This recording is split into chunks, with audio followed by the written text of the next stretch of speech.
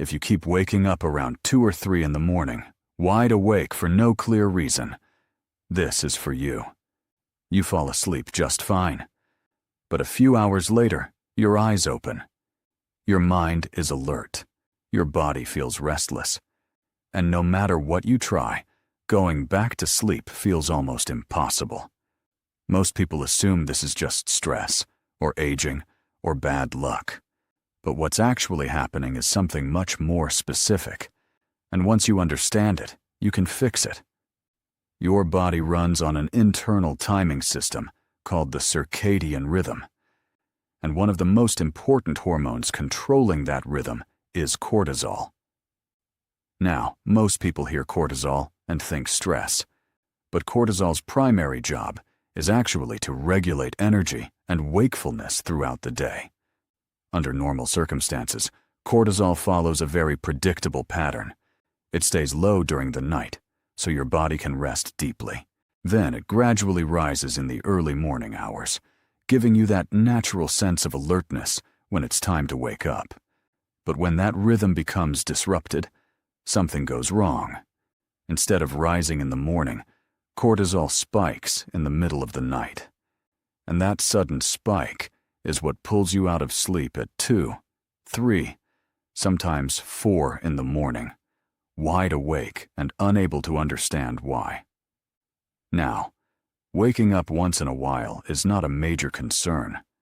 But when this becomes a pattern, it creates a chain reaction inside your body that goes far beyond just poor sleep. Disrupted sleep drives cortisol even higher. Elevated cortisol increases other stress hormones. And when cortisol stays chronically high, you start to notice other problems. Fatigue throughout the day. Stronger cravings for sugar and processed foods. More difficulty burning fat. And that stubborn accumulation of fat around the belly, which is one of the most well-documented effects of chronically elevated cortisol. This is why simply trying to force yourself back to sleep doesn't solve the problem. You have to address what's driving the cortisol disruption in the first place. So let's talk about how to actually fix this. One of the most overlooked causes of middle-of-the-night waking is a drop in blood sugar during sleep. When blood sugar falls too low, your body treats it as an emergency and releases cortisol and adrenaline to bring it back up. Those hormones are designed to wake you up, and they do exactly that. To prevent this, the focus should be on keeping blood sugar stable throughout the evening. That means avoiding large amounts of sugar or refined carbohydrates late at night, and making sure your last meal includes some protein and healthy fat. These nutrients slow digestion and help maintain steady blood sugar levels while you sleep. The next piece is your evening stress load. Your nervous system cannot easily distinguish between the stress of a difficult conversation, a flood of alarming news on your phone, and the physical stress of an intense, late-night workout. To your brain, stress is stress. And any form of it close to bedtime can elevate cortisol right when your body is trying to bring it down. Creating a calmer transition into the evening matters more than most people realize. Dimming your lights, stepping away from screens, and choosing quieter activities in the hour or two before bed all send signals to your nervous system that it is safe to wind down. Magnesium is another factor worth paying attention to. This mineral plays a central role in nervous system regulation. It helps calm neural activity and relax muscles, and a significant portion of the population is running low on it without knowing. Low magnesium makes it much harder for the body to stay in a restful state through the night. Foods like leafy greens, pumpkin seeds, almonds, and dark chocolate are all good sources. Getting enough through your diet consistently can make a noticeable difference in sleep depth and stability. Light exposure is something that most people underestimate. Your brain uses light as its primary signal for setting the internal clock. When you're exposed to bright light, especially the blue-toned light from phone and computer screens, late in the evening, your brain delays melatonin production.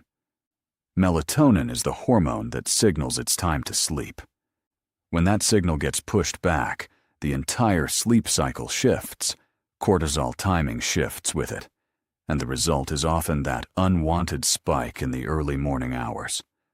Reducing screen brightness and screen time in the last hour before bed allows melatonin to rise naturally, which stabilizes the whole rhythm. Now, going a little deeper, all of these individual triggers feed into a larger underlying pattern: chronic cortisol dysregulation. When cortisol has been elevated for weeks or months, whether from ongoing stress, poor sleep habits, late nights, or irregular schedules, the body loses its ability to maintain clean cortisol timing. Sleep becomes fragmented. The brain becomes hypervigilant at night, and the cycle reinforces itself. This is why single fixes rarely work on their own.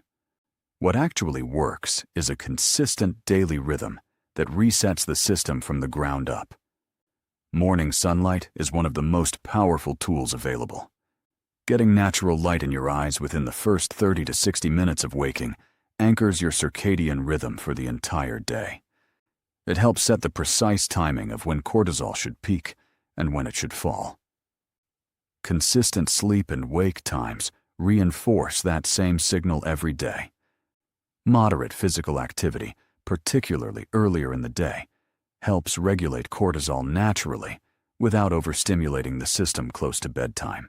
Balanced meals that keep blood sugar steady reduce nighttime cortisol spikes. And a calm, screen-reduced evening routine allows the body to make the hormonal shift from alert to restful. None of these are dramatic changes, but when practiced consistently, they gradually retrain the body's internal clock.